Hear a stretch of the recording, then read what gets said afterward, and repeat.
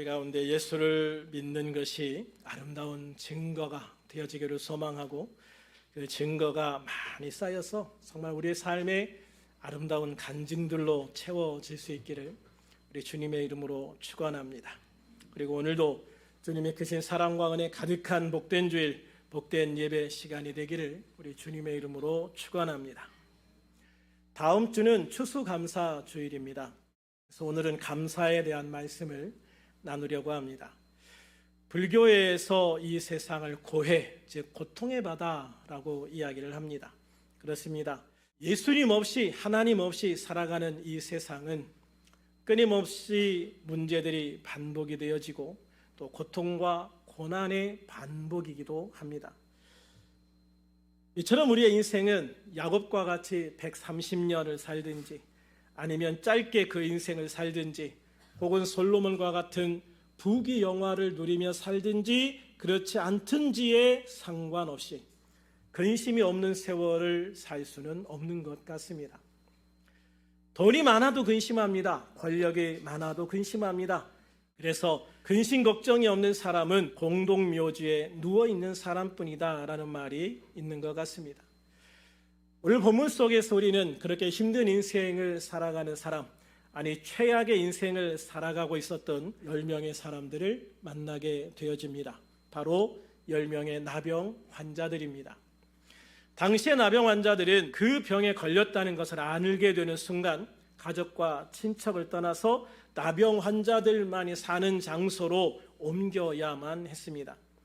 나병이 다른 사람들에게 전염되지 않도록 예방하는 차원도 있었고, 나병 자체가 하나님께 저주를 받은 병이라고 생각했기 때문에 하나님께 저주를 받은 사람과 같은 공간에서 살 수가 없었기 때문입니다. 그로 인해서 나병 환자들은 그 병 자체만으로도 힘이 들었지만 그들의 삶 자체가 너무나도 힘들고 외롭고 고통스러울 수밖에 없었습니다. 하루는 예수님께서 예루살렘으로 가시는 중에 한 마을에 다다르게 되어졌는데, 그 마을 입구에 이 10명의 나병 환자들이 예수님을 찾아와서 예수님께 소리를 지르는 것을 발견하게 되었습니다.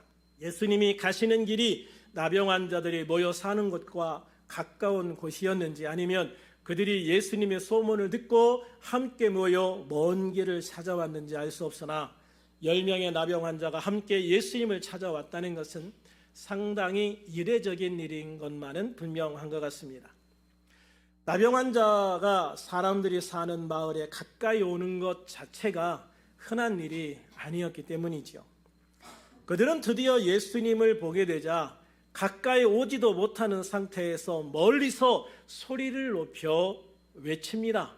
예수 선생이여 우리를 불쌍히 여기소서. 예수 선생이여 우리를 불쌍히 여기소서. 이들의 이러한 간절한 외침은 예수님이 그들의 유일한 희망이라는 것을 보여주고 있습니다. 당시 나병은 불치의 병이었습니다. 그래서 한번 이 병에 걸리면 그들은 그렇게 마을에서 쫓겨나 온 몸이 썩어 떨어져 나가는 것을 보면서 그렇게 절망 속에서 외롭게 죽어가야만 했습니다. 그런데 예수라는 사람을 만나게 되어지면 이 병을 고칠 수 있다는 소식이 들려왔습니다. 그들은 어떤 대가를 치르더라도 예수님 앞에 나아가서 이 병을 고침받겠다는 각오를 하고 간절한 마음으로 예수님을 찾아왔습니다. 그래서 그들은 그렇게 간절하게 소리를 높여 예수님을 부르며 자신들을 불쌍히 여겨달라고 외칠 수밖에 없었던 것이죠. 우리가 예수님 앞에 나오는 것, 예배하러 나오는 것 자체가 사실 이런 간절함이 있었으면 좋겠습니다. 아유, 벌써 주일이야? 아유, 왜 이렇게 주일은 빨리 가? 여러분, 주일이 기다려져서 주일이 빨리 오는 거는 너무나도 좋은 일인데, 교회 가는 날이 너무 지겹고 힘든데 빨리 오면 참 괴로운 거죠. 정말 처음부터 교회 가는 날은 왜 이렇게 빨리 오는 거야? 아우 힘들어. 이런 마음을 가지고 교회 왔다면 그 마음 자체가 우리의 마음의 문을 꽉 닫아버리는 거예요. 어떤 말을 들어도, 어떤 설교를 들어도, 어떤 찬양을 들어도 은혜가 될 수가 없지요. 정말 이들처럼 예수님을 만나면 내 문제가 해결되어진다, 예수님 앞에 답이 있다, 예수님 앞에 소망이 있다, 예수님 안에 내 삶이 있다, 간절하게 사모하는 마음으로 주일을 기다리고 예배를 기다리고 그렇게 주님을 찾아 나온다면, 여러분, 우리가 드리는 이 예배가 얼마나 은혜가 넘치겠습니까? 사람이 많고 적음이 문제겠습니까? 설교를 잘하고 못하는 게 문제가 되겠습니까? 아닙니다. 그 마음 자체가 이곳에 있는 예배자들에게 정말 풍성한 은혜와 능력으로 다가올 수밖에 없게 되어지는 거예요. 그래서 여러분, 그런 간절한 마음으로 주님을 찾는 우리 성도님들이 될 수 있기를 우리 주님의 이름으로 축원합니다. 그리고 이들은 그런 간절한 마음으로 주님 앞에 나와서 정말 간절하게 예수님 앞에 소리 높여 부르짖어 기도합니다. 우리를 불쌍히 여기소서. 예수여, 우리를 불쌍히 여기소서. 예수여, 우리의 처지를 불쌍히 여기셔서 이 병을 치료하여 주시옵소서. 이 병이 치유되고 우리가 집으로 돌아갈 수 있게 해주세요. 정말 그들은 간절하게 예수님 앞에 부르짖었습니다. 여러분, 그들이 그렇게 간절하게 소리치며 부르짖어 기도할 수밖에 없었던 이유, 오직 예수님만이 유일한 소망이었기 때문입니다. 지금 이곳에서 예수님을 통해서 그들이 치유받지 못하면 그들의 나머지 인생은 지금과 같은 암흑 속에서 비참한 삶을 계속 살 수밖에 없었던 것이고, 여기에서 예수님의 은혜를 받아서 내 병이 치유를 받으면 내 인생은 완전히 새로운 인생이 될 수 있기 때문에 그렇게 간절하게 부르짖었던 거예요. 여러분, 우리에게도 이런 간절함, 이런 간절한 기도가 필요한 걸 믿으시길 바랍니다. 누가복음 22장 44절에 보면 예수님이 기도하시는 모습이 나오는데요, 어떻게 기도하십니까? 힘쓰고 애써 더욱 간절하게, 힘쓰고 애써 더욱 간절하게 기도하셨다고 말씀하고 있어요. 여러분, 이게 기도의 모습이에요. 힘쓰고 애써 더욱 간절히. 여러분, 이렇게 기도하면 기도응답 못 받을 기도가 어디 있겠습니까? 그렇게 간절히 사모하는 마음으로 주님 앞에 나오고 이렇게 간절하게 기도하면 기도응답 못 받는 사람이 없는 거예요. 왜 기도 안 하십니까? 바빠서요. 여러분, 바쁘니까 기도해야 되는 거예요. 왜 기도 못 하십니까? 몸이 아파서요. 여러분, 몸이 아프니까 기도해야 되는 거예요. 왜 기도 못 하십니까? 이런저런 문제가 많아서요. 여러분, 그 문제가 있으니 기도해야 되는 거죠. 여러분, 우리 인생에 아무 문제가 없으면 기도하지 않아도 큰 문제가 되지 않아요.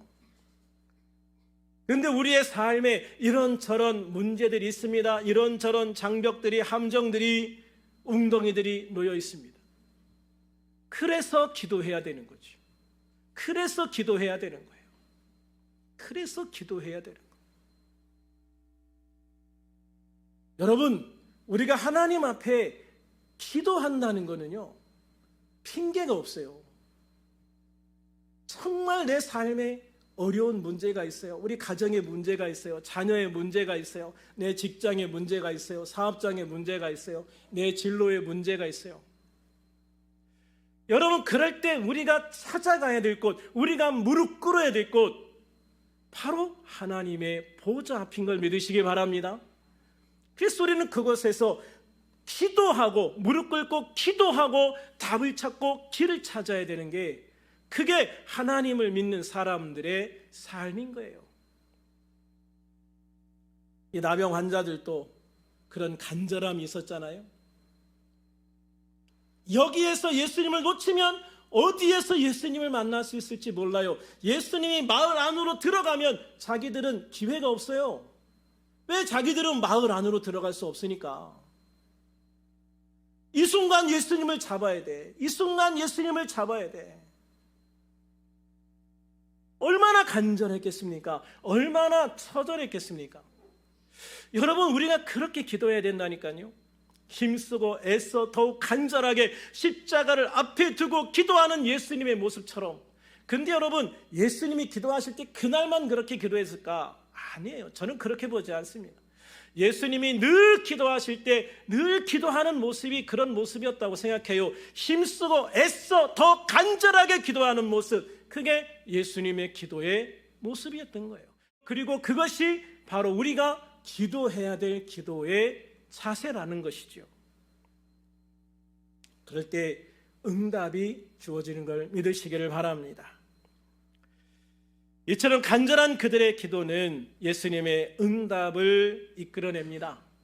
가서 제사장들에게 너희 몸을 보이라. 가서 제사장들에게 너희 몸을 보이라. 예수님은 그들을 향해 나병이 치유받도록 기도하거나 축사를 하거나 하는 행위를 일체하지 않았습니다. 예수님은 다만 그들에게 가서 제사장들에게 너희 몸을 보이라고 하셨을 뿐입니다. 나병 환자가 제사장을 찾아가는 경우는 딱 한 가지 경우밖에 없습니다. 자신들의 병이 나았음을 확인받는 경우입니다. 그러니 예수님이 그들에게 가서 제사장들에게 너희 몸을 보이라 하신 말씀은 어떤 의미였겠습니까? 제사장 앞에 갈 때까지 너희는 완전히 치유받을 거야, 너희 나병은 완전히 나을 거야, 아니야 이미 나았어 라는 의미인 거예요. 나병 환자들은 주님이 말씀하신 의도를 알아차려요.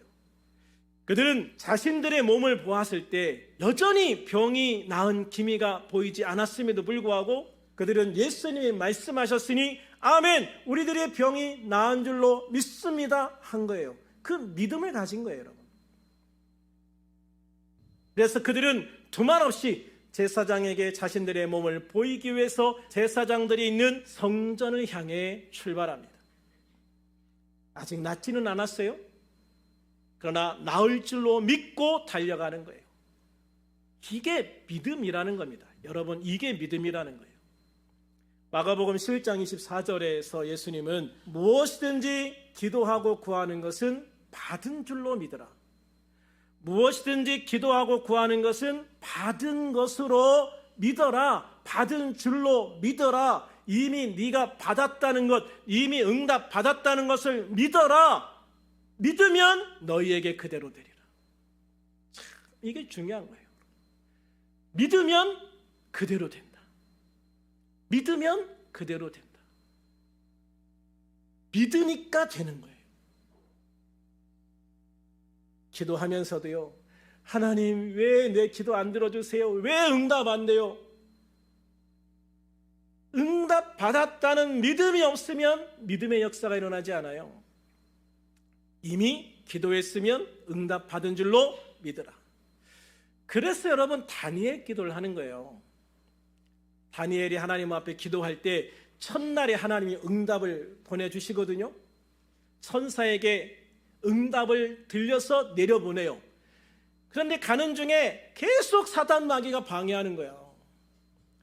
그래서 다니엘이 기도한 그 순간에 하나님이 응답하셨지만 응답이 다니엘에게 닿을 때까지 새 일에 21일이 걸렸다는 거예요. 그래서 다니엘 기도가 21일 동안 기도하는 거 아니겠습니까? 그렇지만 꼭 21일 걸리는 거 아닙니다. 더 일찍 올 수도 있고 더 늦게 올 수도 있고. 근데 중요한 건 뭐냐? 내가 기도하고 응답받은 것을 믿었을 때, 응답하셨음을 믿었을 때 그 순간이 주님이 나에게 응답하시는 순간이다. 우리가 1년 365일 기도해도 주님이 이 기도를 들으셨음을 믿지 못하고 기도한다면 이미 그 응답을, 내가 기도하는 이 기도에 대해서 응답하셨음을 믿지 못하고 기도한다면 1년 365일 기도해도 그 응답은 출발하지 않아요. 여러분, 이거를 잘 생각하셔야 돼요. 기도는 이미 응답한 걸 믿고 기도하는 게 기도지, 응답해 줄 것으로 생각하고 응답해 주실 줄로 믿고 기도하는 게 아니다. 응답해 주신 줄로 믿고 기도하는 거다. 이게 기도다. 이게 믿음의 기도다. 그런데 우리 많은 성도들이 기도할 때 실수하는 것 중에 하나가 뭐냐면 앞으로 응답해 주실 것을 믿어요. 그래서 기도 응답이 느린 거예요. 이미 응답하셨음을 믿고 기도할 때 그 응답이 출발한다. 할렐루야. 그래서 기도의 가장 중요한 것은 믿음이에요. 믿음이 역사고요. 믿음이 능력입니다. 바로 나병 환자들은요, 그런 믿음을 가지고 있었어요. 그런 마음으로 그들은 주님 앞에 섰습니다.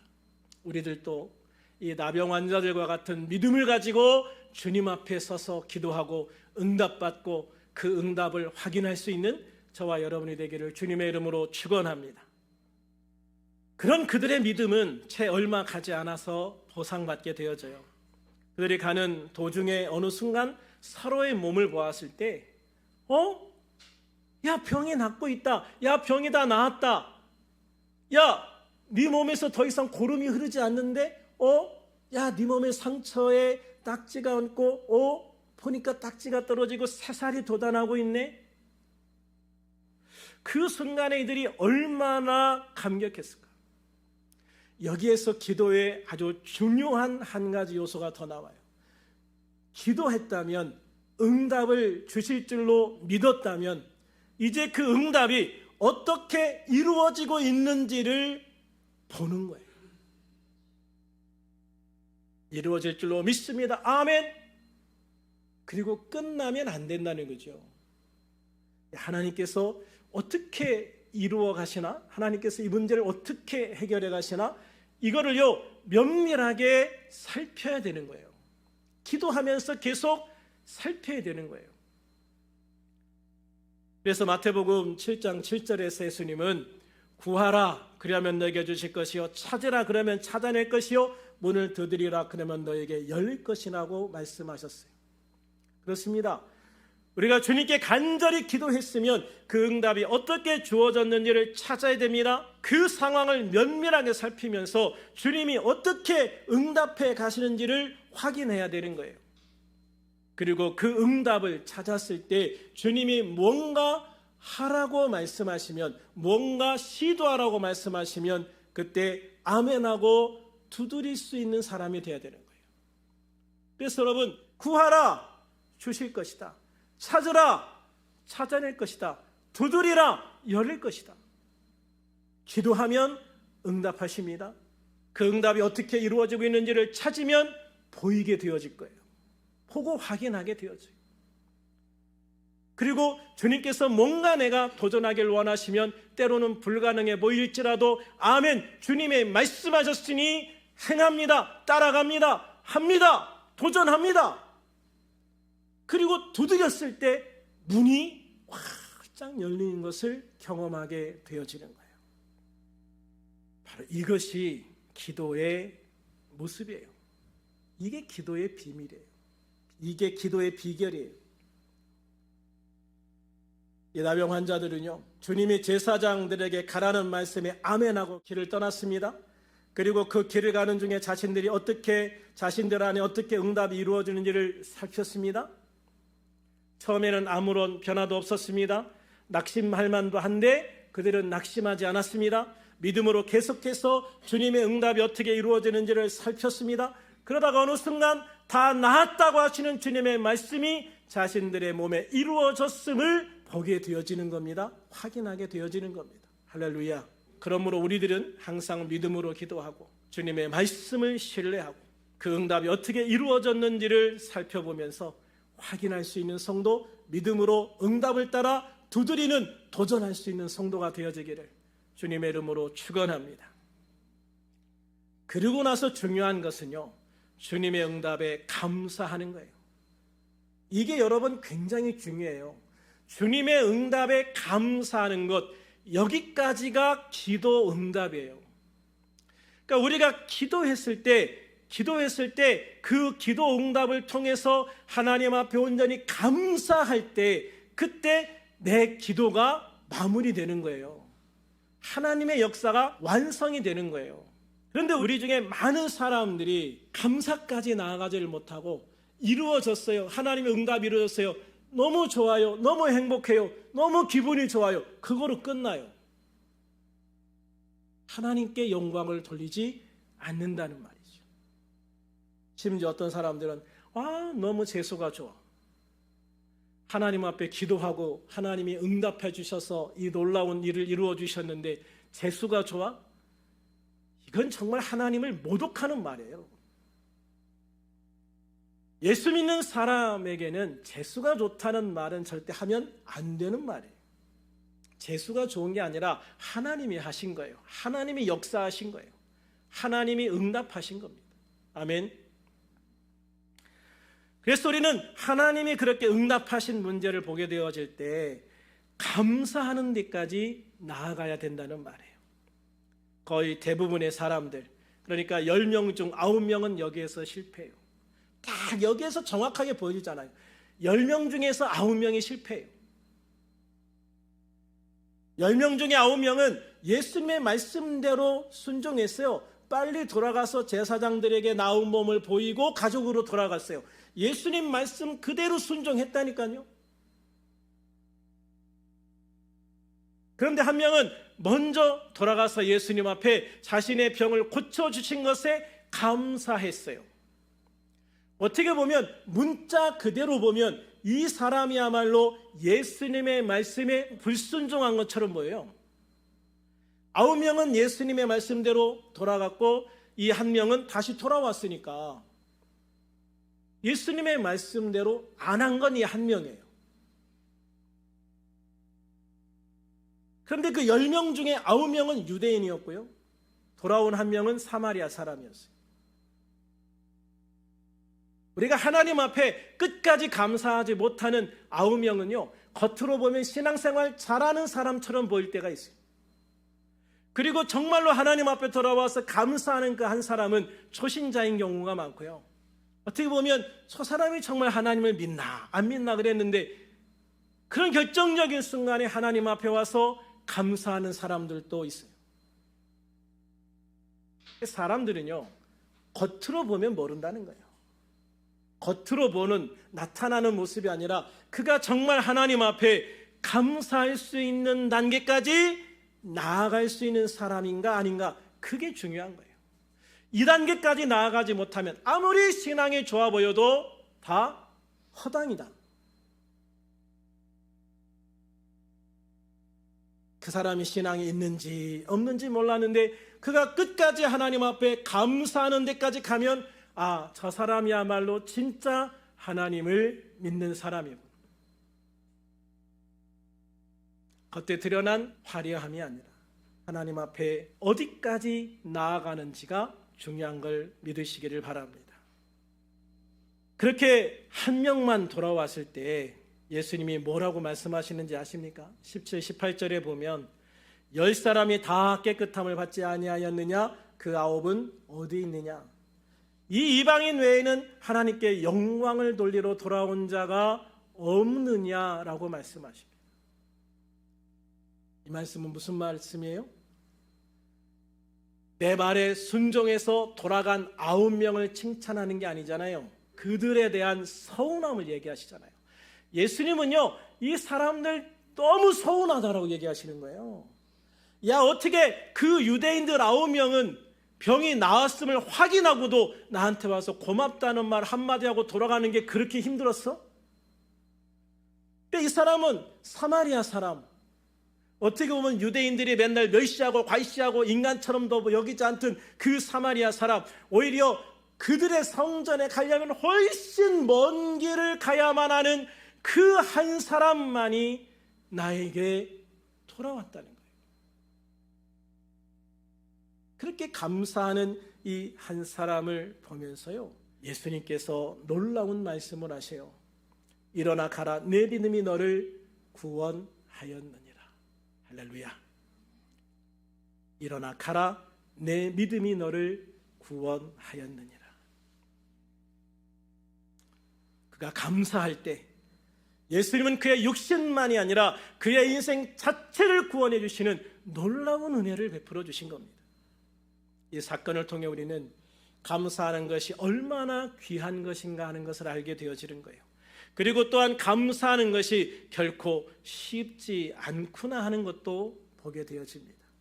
어떤 일에 대해서 감사하다는 생각을 가지고 있는 것과 구체적으로 감사합니다라고 고백하고 인사하는 것은 다른 것이다라는 거죠. 여러분이 누구에겐가 선물을 줬다고 생각해 보세요. 그런데 그 사람이 선물 보고 그냥 돌아서서 그냥 인사하면 꾸벅하고 가는 거예요.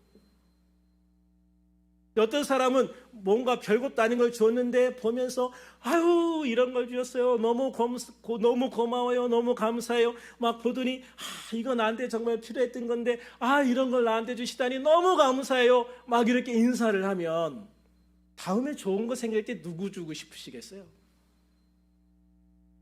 먼저 받고 그냥 아무 말 없이 고개만 끄덕하고 간 사람도 나중에 얘기할 수 있어요. 나 마음속으로 무지 감사했어요. 말로 표현을 안 한 거지 무지 감사했어요. 근데 누가 알아요? 그 마음을. 하나님 외에 누가 알겠습니까? 선물 준 사람은 알 방법이 없는 거예요. 그런데 우리의 마음의 깊은 것까지도 통찰하시는 하나님께서도 너의 입으로 고백하라고 말씀하시는 거예요. 너의 입으로 고백해라. 그래서 우리가 예수님을 믿을 때도요, 마음으로 믿어 의에 이르고 입으로 시인하여 구원을 받느니라. 입으로 시인해라. 입으로 말을 해라. 그래서 이런 말이 있어요. 노래는 부를 때까지 노래가 아니며 종은 울릴 때까지 종이 아니고 사랑은 표현할 때까지 사랑이 아니며 축복은 감사할 때까지 축복이 아니다. 축복은 감사할 때까지 축복이 아니다. 여러분, 하나님께서 여러분에게 이 귀한 축복을 주셨지만, 응답을 주셨지만 그것에 대해서 감사할 때야 비로소 그게 진짜 나의 축복이 되어진다라고 말씀하고 있는 거예요. 그렇습니다. 10명 중 1명 사마리아 사람이 돌아와서 예수님께 감사합니다라고 말했을 때 주님이 그에게 주신 응답이 온전한 축복으로 임하게 되어졌던 거예요. 탈무드에 감사에 대한 아주 유명한 명언도 있습니다. 감사를 모르는 자를 벌하시는 법을 하나님께서 만들지 아니한 것은 감사할 줄 모르는 자를 이미 불행으로 벌하셨기 때문이다. 감사할 줄 모르는 사람은 이미 벌을 받은 것이다. 그렇습니다. 우리 믿음의 완성은 바로 감사라는 걸 기억하시기 바랍니다. 아멘. 우리의 믿음의 완성은 감사예요. 10명의 나병 환자가 주님께 나와 간절히 기도할 때 주님은 그들에게 응답을 주셨습니다. 그 응답을 통해 그들 모두는 나병에서 완전히 치유받게 되었습니다. 그러나 그 치유가 주님의 복으로 이어진 사람은 단 1명밖에 없었습니다. 돌아와 감사했던 사마리아 사람입니다. 그러므로 우리들 모두 우리에게 허락하신 이 모든 삶 속에서 주님 앞에 감사할 수 있는 성도가 되기를 주님의 이름으로 축원합니다. 그래서 주님께서 허락하신 이 모든 삶이 주님이 주시는 온전한 축복으로 이어질 수 있는 그런 우리들이 될 수 있기를 축원합니다. 감사는 이미 주신 것을 축복으로 바꾸는 언어이고 앞으로 주어질 것을 더 풍성하고 온전하게 누리게 만들어주는 축복의 단어이기 때문입니다. 그러므로 우리들 모두 우리에게 이 모든 삶을 허락하신 주님께 감사할 수 있는 복된 추수감사 주일을 맞이할 수 있기를 다시 한번 주님의 이름으로 축원합니다. 축원합니다.